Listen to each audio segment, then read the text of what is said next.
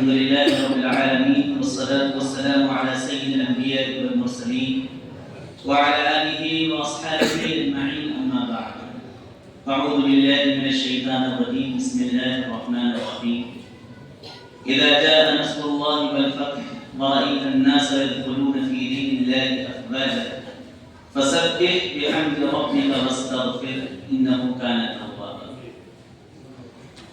صدق الله العلي العظيم. اسٹیج پر بیٹھے ہوئے اور مسجد کی اگلی صف میں بیٹھے ہوئے معزز علماء اکرام، ہمارے صدر محترم حضرت مفتی احمد خان صاحب اور نوجوانان اسلام، السلام علیکم ورحمۃ اللہ وبرکاتہ۔ جیسا کہ ہم سب جانتے ہیں کہ ہمارے جمع ہونے کا یہاں مقصد کیا ہے۔ ابھی محرم ابتدا کے اندر اس جمع ہونے کی وجہ اور سبب بتلائے گا۔ میرے عزیز ساتھیوں بزرگوں، اللہ رب العالمین نے علماء دین کو، علماء کرام کو انبیاء کا وارث بنایا اور قوم کی رہنمائی اور قوم کو صحیح راہ دکھلانا اور قوم کو صراط مستقیم پر گامزن کرنا علماء کی ذمہ داری میں دی۔ ہم آپ جانتے ہیں کہ ہم جس ملک بھارت میں رہ رہے ہیں، یہ ملک انگریزوں سے آزاد کروایا 1947 میں،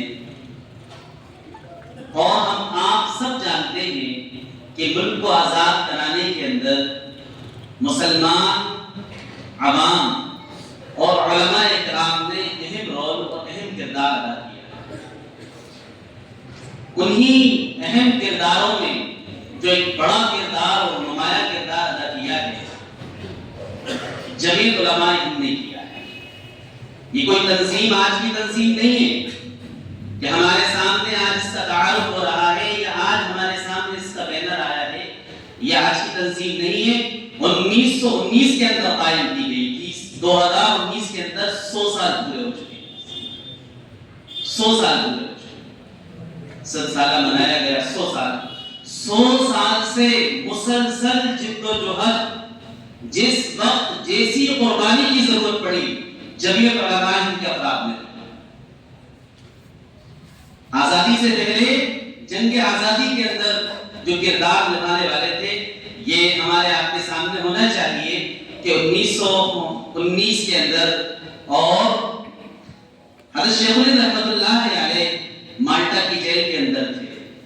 لوگ جانتے نہیں ہیں اس تاریخ سے کہ ہمارے علماء جیلوں کے اندر صعوبتیں برداشت کر کے نکلے ملک کی آزادی کے اندر اپنا کردار نبھانے کے لیے۔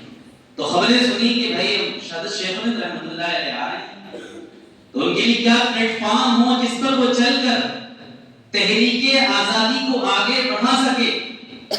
حضرت شیخ الہند رحمۃ اللہ علیہ آئے، یہ تنظیم بنائی گئی، اور تنظیم بنانے کے بعد حضرت شیخ الہند رحمۃ اللہ علیہ 1920 کے اندر آئے تو انہیں اس کی ذمہ داری دی گئی، لیکن جو ہے زندگی نے وفا نہیں کی، چند روز بعد انتقال ہو گیا۔ اس کے بعد جو ہے مفتی کفایت اللہ صاحب رحمۃ اللہ علیہ کو جو ہے اس کا مستقل جو ہے صدر منتخب کیا گیا۔ جب سے لے کے آج تک، آزادی سے پہلے کا زمانہ ہو، آزادی کا بعد کا زمانہ ہو، ہر میدان میں، ہر شعبے میں مسلمانوں کی معاونت، مدد یہ جمیع علماء ہند کرتی چلی آ رہی ہے۔ ہمارے اور آپ کے سامنے قیادت بیٹھی ہوئی ہے، مفتی احمد خان صاحب ہمارے سامنے تشریف فرما رہے ہیں، ہمارے لیے ظاہر مقدر اور خوش قسمتی۔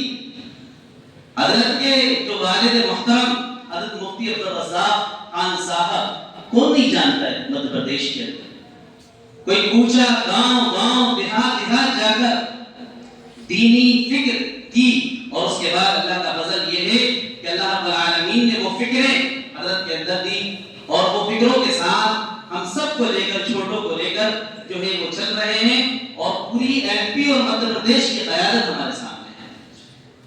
لوگ کہتے ہیں کہ قیادت کا فقدان ہے کہ قائد کون ہو.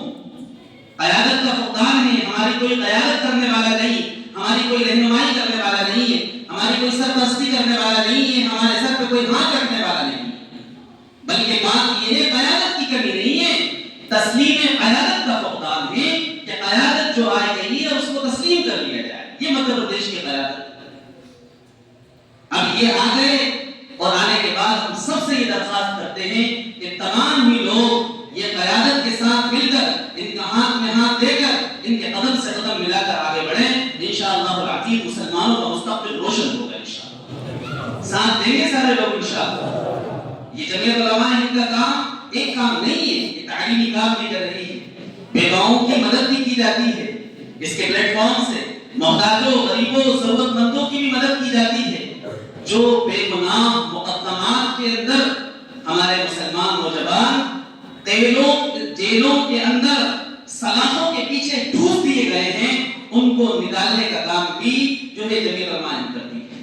کتنے جن کو سزا یافتہ ہو گئے اور قید ہو گئی, وہ 10 سال اور 12 سال قید و بند کے اندر تھے اور صعوبتیں برداشت کر رہے تھے. جمعیت نے اس کا کیس لڑا اور لیگل طریقے سے, سنویدھانک طریقے سے جو ہے ان کو آزاد کروایا اور بے گناہ بری ہوئے وہ جیلوں سے. یہ تو بالکل بے قصور تھے.